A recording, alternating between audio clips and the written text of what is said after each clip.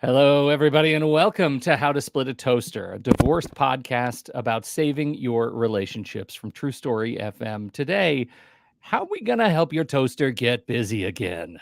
Welcome to the show, everybody. I'm Seth Nelson. As always, I'm here with my good friend Pete Wright. Today, what does it take to get along with your ex when you need to, even when you don't want to? Our guest today is Wendi Dumbroff, a licensed professional counselor and a highly trained couple and sex therapist. She joins us today to talk about finding the thread of communication when communication is lost. Wendi, welcome to the toaster. Thank you, Seth. It's a pleasure to be here. I am really glad you're here. We're going to talk about relationships. Actually, can you scoot over just a little bit so your face is in the middle of the out of frame too. I know. She was like following my lead. I know. Everybody. Okay, now let's just all do the one-eyed thing. That'll be good. Okay. Perfect. Yep. Thank you.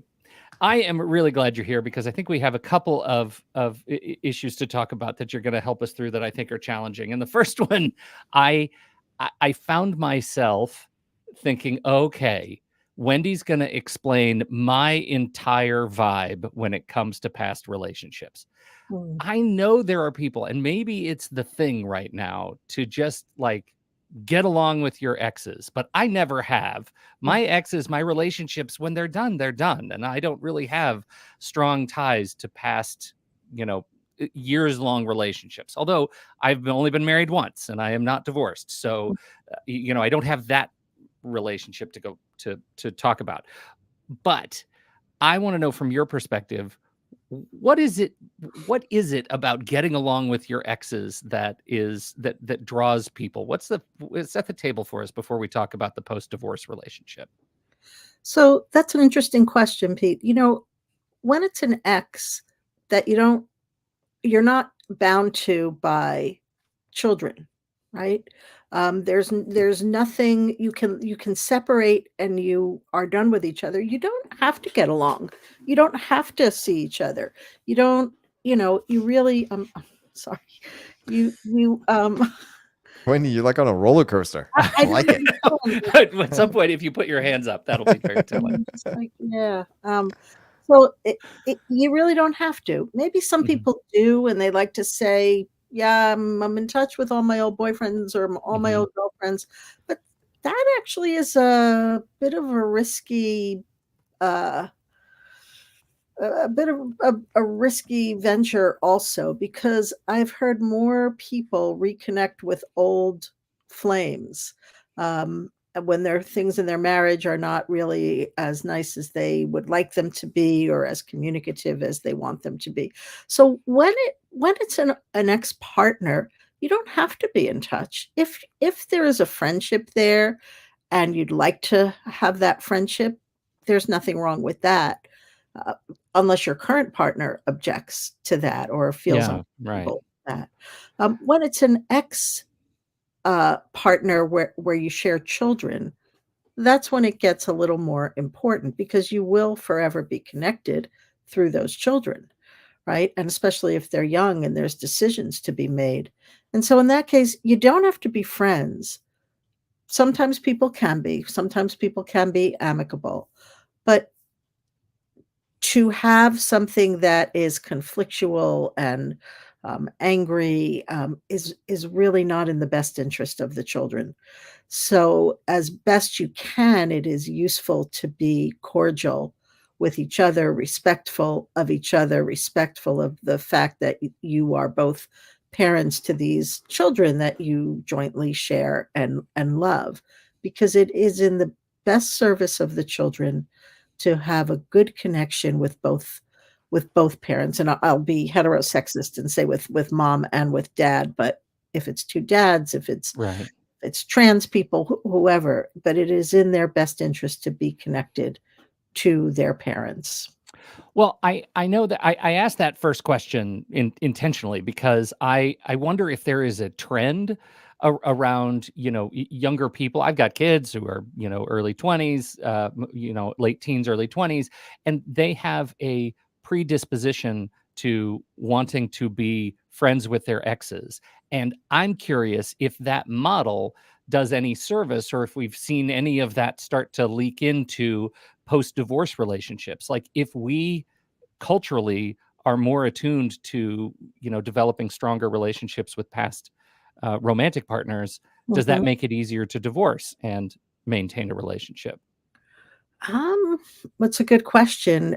I work with some teens and Sure. early 20s, and, especially when they're still in high school, there is a lot more like, "Okay, yeah, we can still be friends," kind of thing.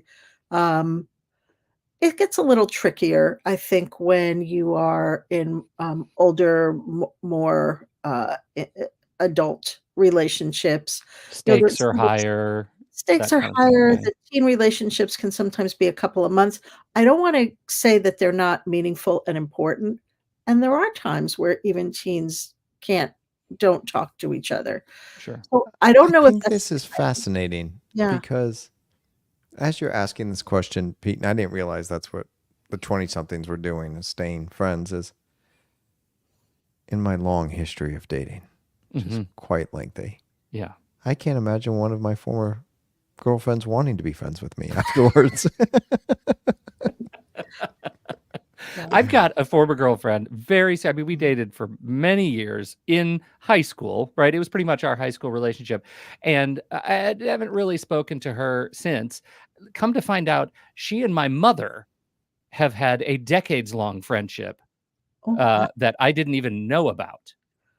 Oh my goodness. What was Yeah, that like for you to find that out? Oh, Wendy's right into counseling right now. I Yeah, know. I It heard it that question. it was. I'll be honest. It was a little bit. I hope none of the women in my life listen to this show. It was a little bit triggering because my mother has a stronger relationship with this ex of mine from high school than sometimes I think my own wife. Like they don't talk that much. What happened? yeah, So it's really interesting to me that is how interesting. Yeah. just human relationships work out. Mhm. Yes, it is. Yeah. So this gets us to the civility in the middle of resentment question, because that's what we deal with. That's what Seth deals with, like watching people who are coming through the sort of post divorce. We'll say generally small T trauma, maybe big T trauma of separating their Or lives. even during the divorce. Yeah, and trying to figure out how Yeah, to be civil with each other. How do you counsel yeah. people? What do you look for? I really do sometimes I will actually see the kids as they're going parents are going through a divorce, and you can see the impact on the kids. "Oh, mom told me to tell dad this, and dad told me to tell mom this," or they feel like they can't or even when I work with adults who have been children of divorce, it's like, "Well, I didn't want mom to think I was having fun with dad. I didn't want dad to think I was having fun with mom." The kids get in a loyalty bind, and they're, like, being pulled from both sides, and the best thing for the kids to know is that it's okay. Mom is always gonna be your mom, dad's always gonna be your dad. We both love you, y y and this is not about you, right? Sometimes grown-ups can't get along, so we separate. But we never leave our children, and it's good and it's okay for you to be with dad, and it's okay for you to be And that's all the stuff we've talked about, Wendy, on communicating with the kids. But here's mhm, where I really want to, where the rubber meets the road yeah, is I've been in a lot of trials recently in mhm, court, going at it, depositions, the whole works. And what I'm hearing more and more from the judges mhm, is, and not just, I'm not talking about the trials I've just been recently, just across the bench, the judges that have been on the bench for year, 2 or 3, they basically are done. They're saying these people hate each other. mhm, They do not know how to communicate. They both think they're in charge when neither one of them is. They're mhm. ruining kids' lives. There's nothing we're going to be able to do in court to fix it. So I'm going to just make my ruling. Yeah, So judges are tired of reading text messages and our family wizard messages and talking parent messages. So what can we do to help these parents when they're mhm, in the thick of it? And they have a right to be angry yeah, and upset and hurt. mhm, No one is discounting their emotions, mhm, but to control those and Yeah. communicate in a way that is not going to be viewed by the court as negative and harmful, and just let all that stuff go. Yeah. Yeah. It's a really, if we had the answer to that, or a magic wand for that, that would be wonderful. Well, And wait, you don't? You I don't? I left it somewhere like 100 years ago, and I can't. Andy, the Andy, man who is not allowed to talk on the show, he told me this was the Magic Wand show today, Pete. Oh I gosh. know. I feel it. It sold a bill of goods. Yeah. However, there are ways, first of all, to help people know this is for your kids. It's not for your partner or your ex-partner. It's for your children. Mhm. We all love our children more than we love any other beings in the world. And so I often appeal to people through their children. If you can do this for one person in the world, or however many there are, do it for your kids, right? Take care of your health, do it for your kids. Take care of whatever, do it for your children, right? Because our children are our greatest treasure. So appealing to that side of it, I think, is important. And then literally, like with any behavior that we want to change, there are ways to do that. I always say to people, look, you can't help how you feel. It's not a matter of letting it go. I don't like that terminology, because if it was that easy, we'd all just, oh, okay, we'd open up the little portal and off it would go. Oh God, But if I had a dime for every time I dreamed that, yeah, just reprogram me, for yeah, crying out loud. yeah, yeah. But it's rather to honor whatever's there. Like, oh, this anger is here, and this is the hardest thing in the world for me, to honor it, to bow to it, to I see you, I'm not going Mhm. to ignore you, I know you're there, and this is not how I would want it to be, this doesn't feel good, but can I be with this without being reactive to it? Because the only thing we can control is what we do. Control is a myth, it's an illusion. We think we can control our partner, our children, our parents, our pets. We can't. Um, the only thing any of us can control is what we actually do, our behavior. You And just you just said something really interesting to me though too. It was just like that. I'm going to say it and make it sound much dumber than when you said it. But well, this idea of just reminding yourself that it's for your kids, even if you don't necessarily have kids in the mix in your divorce, the practice of reframing my resentment, my anger, into another thing that I do love and want to protect, whether that's a business that we're in together or our retirement that we want to keep growing and separate authentically, mhm, whatever that is, like mhm. that redirection seems to be a nice little sort of divorce hack. No, absolutely. Absolutely. Take that energy and redirect it. Yeah. Develop some skills, even to use in the moment, even if it's just mindful breathing, or knowing, one thing I always say to people, the only thing I guarantee you, it's the only thing I guarantee, it's that whatever you are feeling, it will change. So what can you do to get through that time without doing something that's Yeah. going to, make things worse? Well, and Exactly. That's a good point, because Mhm, when you're saying for you not make things worse, mhm. what I talk to my clients about is, what is your goal in sending this message? Yeah, that's a What great. is the goal? What are you trying to accomplish in Mhm, sending this message? mhm, When you get on Uber Eats, there's a clear goal. You're hoping to get your food as you ordered it delivered to your place in the time it says.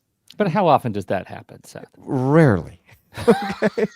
But I'm really good at getting other people's orders. Yeah, right? And you Yeah. know what? They order better than I do, Pete. So it kind of works out for me.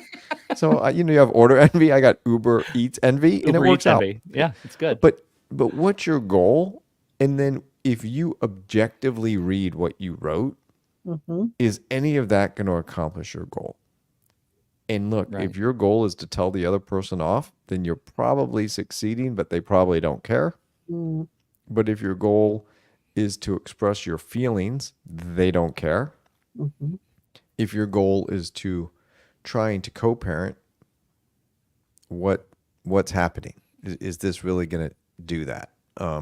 So what Wait a people minute. tell me inevitably is, I'll get a call from opposing counsel. My client told me your client sent the following text. I'm like, please send it to me. And I am hard on my clients about their communication because, I know it's going to be like exhibit number 1 in court Mm. on that level. And 2, it's not helping anything to get them what they want. Mhm. What were you going to say, Pete? Well, I feel like there's in terms of processing, if sometimes maybe I feel very strongly that my goal is to move through my feelings of resentment and anger by sharing them with the vessels of that anger, right? Maybe that's Mhm. my soon to be ex-spouse. That's a bad goal. That's what I was just going to ask. Like, how do we give ourselves some corrective action when we're in an emotional storm to Mhm. remind ourselves that there is another path? Because Yeah. those are the times when I don't recognize any other paths. Yeah. That is exactly, Pete. And sometimes just honoring what's there. Like when you say, Seth, to ask it to let them focus in on what's your goal here. You're not going to get there if you throw in all this other stuff, right? Or if you want to create a time that you're going to meet and pick up your children, it's not going to work if you start throwing in all this anger and Right. vitriol and all of that. You're never fucking on time. Can you be on time Yeah. this time? Yeah, right. Yeah. But if we also let them know, I think what's important is to just let someone know we hear them. I see how angry you are. I see how difficult this is for you. Sometimes I think people just want to be seen and heard. It's like they're saying, I'm standing in the pouring rain. I always use this metaphor with my clients. I'm standing in the pouring rain, and you're telling me it's sunny, right? You're saying, no, just focus on your goal. Like, but I'm in the rain and I'm freezing and I'm chilled to the bone. How can I do that? Yeah. And sometimes if we see them first before we say that, and here's what we want to accomplish, at least they feel seen, they feel heard. It's like, okay, you get it. You get it. Right. You get Right. that I'm And that's the difference with attorney and counselor at law, Pete, because I have a lot of clients that want to hear that from their lawyer. And then they complain about their bill. And I'm not even joking. Right. Yeah, So I then know. it's a balance of, and I tell potential clients this all the time. I'm like, a lot of people don't like my style because I'm very direct. I will cut you off. I'll say you're wasting time and money. And some of my clients, potential and clients are like, that's what I like about you. I need that because I'll go on and on and on and on. Yeah. And usually if you let them go on and on and on and on, they get riled up more. And then they hang up the phone and you've left them worse off than when they called you. And poorer. Yeah. Yeah. Well, Yeah, it doesn't have to go on and on. Just like to say, I hear how angry you are. And not but and. Because but dismisses everything that came before it. So it's That's right. like both and. You are angry and you can still do this in the service of your children, in the service of yourself. Yeah, I start with that. I get the whole kid thing, but I'm like, you're not helping yourself. And I really stress for people when we're at mediation and trying to get the case settled. I said, you got to know, and Pete knows this. We had Tammy Spar, the great family law mediators, saying, you know your spouse better than anyone here. Don't send me over as the mediator with some bombs. Like, and I tell my clients, I'm going to have you do something that you rarely do. I want you to focus on yourself today. What are your goals? What are your objectives? What are you trying to accomplish? Don't worry about how this is going to hit the ear of the other side. Oh my God, if I ask for that, they're going to blow them up. That's going to piss them off. We can tell Tammy, here's what we're asking. It might piss them off, but that's your job as the mediator to frame it in a different way. That's why Tammy's fabulous. But when you focus on yourself, it tends to then not be outward looking in your messaging to the other side about all the shit they're doing wrong. Sometimes, though, when I focus on myself, I'm only reminded about the fact that my soon-to-be former spouse was unfaithful to me for years, or is taking my kids and turning them against me, or any number of infractions. And so I emotional infractions, right? And so I look at this and I think, okay, do those stakes, do they matter in your ability to kind of say, like, all I want to do is be heard? Like, does that balance that particular equation? Sometimes I want to be heard and also get my 2 cents Jabs in. in. Yeah. Yeah. It's really, as you know, it's so sticky with divorce because there can be so much animosity. But I think in service of yourself, it's not going to serve you. You know, I once heard this quote, and Jack Cornfield said it, but I don't know if it's attributed to him. But he said, not forgiving, and I'm not saying forgiveness in the sense of, oh, that's all okay, but not forgiving is like holding, hot coals and thinking the other person will get burned, because it doesn't feel good when we get into that um, that all riled up and angry, like we feel terrible. I often will, whether it's with an ex-partner or a parent who, an adult with their parent, and there's a lot of history and animosity with a parent, and I ask them to sort of become an observer of the parent, and the things that they do are not about them. It's not about you. Like the way your partner's going to react may be part of the reason you're leaving that partner. It's not about you.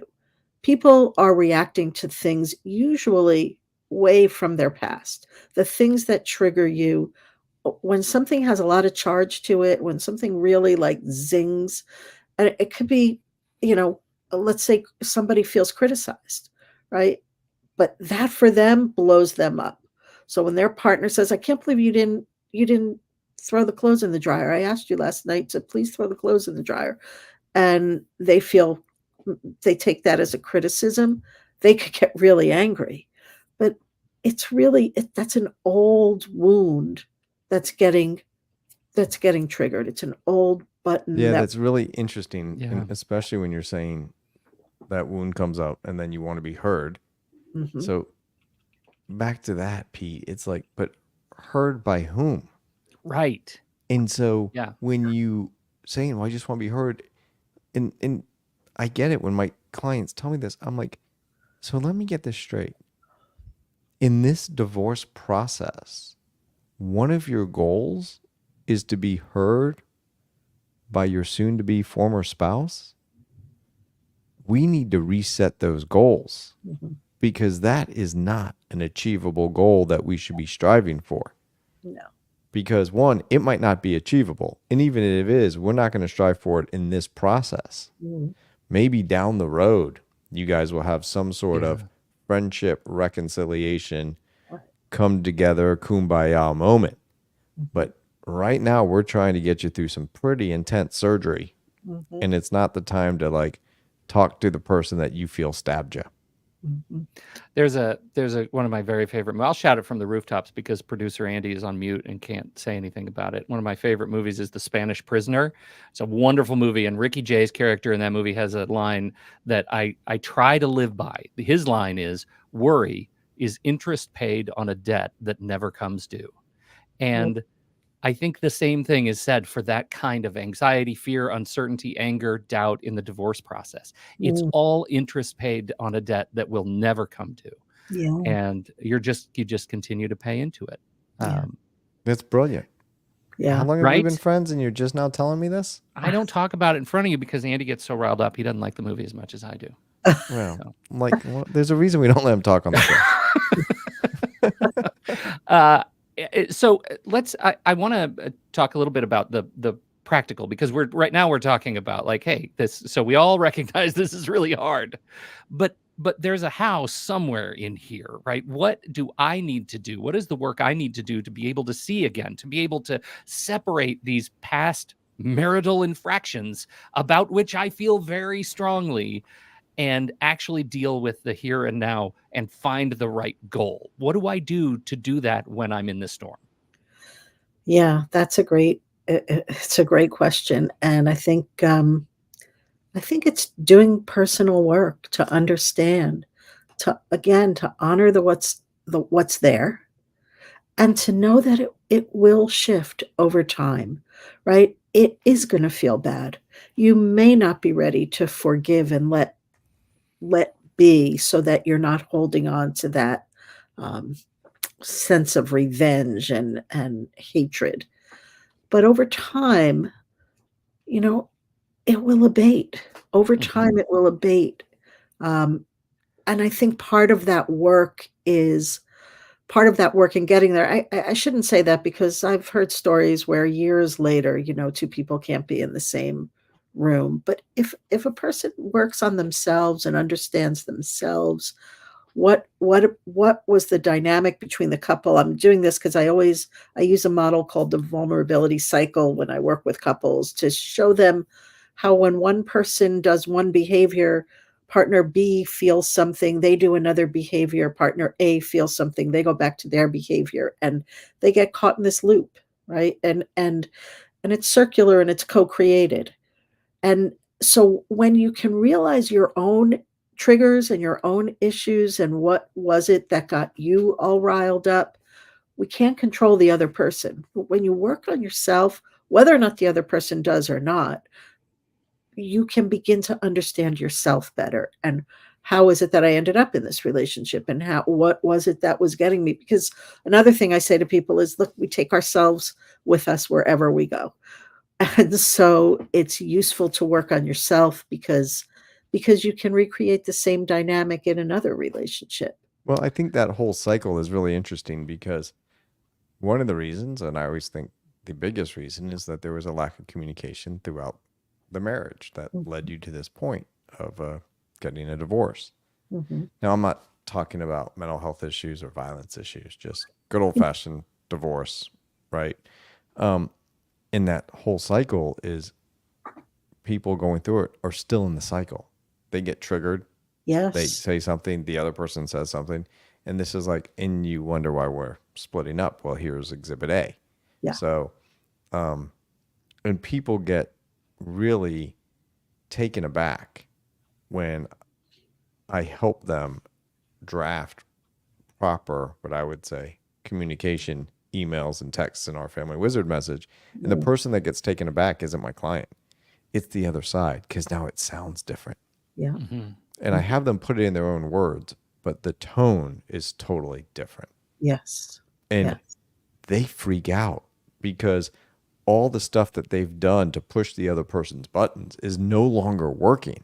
Yeah. And sometimes it gets worse than better. And people will show me an email or a text or a message, and they'll be all upset about it. And I'll say, well, and some of it will be criticizing me. And I always say, I love this message. And they're like, what are you talking about? Look at what they said. I said, this has no impact on my life. Mhm. I get that they're saying nasty things about me, but I don't care what they say. If Mhm. you can get to the point where your expectations are so low where you don't care what they say, Mhm. and the reason why I like this message is not that you have to read it and it upsets you. It's because I'm going to use it in court Mm. and There Yeah. you it's go. going to show their true colors. And let's work on a response that shows your true colors, Mhm. that is not negative, that you can control your emotions, that you can put things aside to try to work and solve the problem, Mhm. right? It's always about Yeah. solving a problem. Go That's ahead.